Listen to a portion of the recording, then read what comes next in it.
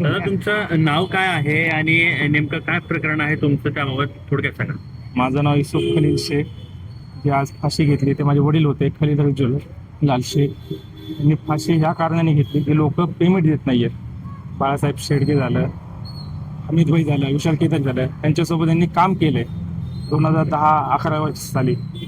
तर यांना पैसे मागतात तर हे लोक धमकी देतात, पैसे देत नाही, तुला काम करू देणार नाही. बाळासाहेब शेडगे तर एवढं सांगितलं की तुम्हाला मटेरियल उचलू देणार नाही. ते कोण आहेत बाळासाहेब? बाळासाहेब शेडगे हे जे मनसेचे पुणे अध्यक्ष आहेत. बरं, एकंदरीत किती लोकांकडनं हे पैसे होते आणि रक्कम किती होती साधारण? साधारण रक्कम एक 15 CR आहे आणि त्या चिठ्ठीमध्ये सगळ्यांची नावं लिहिली आहेत, कुणाकडनं किती येणं आहे. त्यांनी एक चिठ्ठी लिहून गेलेत. ती चिठ्ठी पोलिसांच्या ताब्यात आहे. बरं, साधारण एकंदरीत आता किती वर्षापासून म्हणजे पैसे त्यांच्याकडे मागतात ते? 2010-2011 पासून. अजून यामध्ये आता तुम्ही काय पोलिसांना काही या बाबतीत काही तक्रार वगैरे दिलेली आहे का काही? तक्रार द्यायसाठी आम्ही हे करतोय, पण ते FIR घेत नाहीये. एकंदरीत अजून कोणत्या राजकीय व्यक्तीचा समावेश आहे? बाळासाहेब शेडगे, दंगेकर हे दोघं राजकीय आहेत आणि विशाल दंगेकर कोण? रवींद्र दंगेकर आणि विशाल केदारी आणि हमीद भाई हे बिल्डर आहेत. अच्छा, असं साधारण त्यांच्याकडनं किती रक्कम बाकी आहे? त्या सगळ्यांकडनं यायची तेवढी अमाऊंट. असं किती एकूण किती रक्कम आहे? 15 CR. 15,000. पण या अगोदर कधी त्यांनी म्हणजे तुमच्या वडिलांनी कधी फॉलोअप वगैरे काय त्यांचा घेतला होता? हो, ते सारखे फोन करत होते, हे लोक टाळाटाळी करायचे, ते धमकी द्यायचे.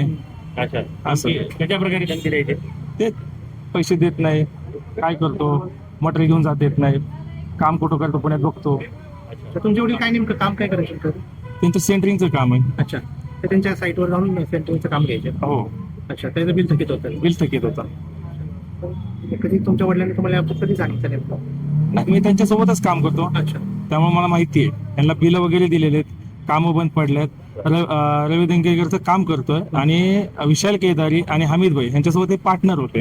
अच्छा. तर पार्टनर काम स्कीम संपली 2010-11 साली. त्यानंतर यांनी हिशोबच केला नाही. हिशोब करायसाठी फोन केला तर टाळाटाळी करतात. पण यावर लेखी तक्रार किंवा काय कधी केलं तुम्ही? नाही, लेखी तक्रार वगैरे नाही केली. अचानक असं काय झालं की वडिलांनी असं टोकाचं पाऊल उचललं? ते माहित नाही, ते काय सांगितलंच नाही त्यांनी. या बाबतीत तुम्ही आता जे राजकीय नाव घेतले व्यक्तींची, तर त्यांच्याकडे ज्यावेळेस पैसे मागितले त्यांच्याकडनं काय उत्तर येत होतं? त्यांच्याकडनं तेच उत्तर येत होतं, काम बंद आहे, पैसे नाही देत, आता काम जेव्हा चालू झालं तेव्हा बघू. आणि नंतर तर ते टाळाटाळ करायला लागले, पैसे देतच नाही, मटेरियल पण देत नाही. त्यांच्याकडनं काही धमकी वगैरे आलेली आहे? हो, वडिलांना आलेली. कोणाकडनं धमकी आली ती? बाळासाहेब शेडगेकडनं.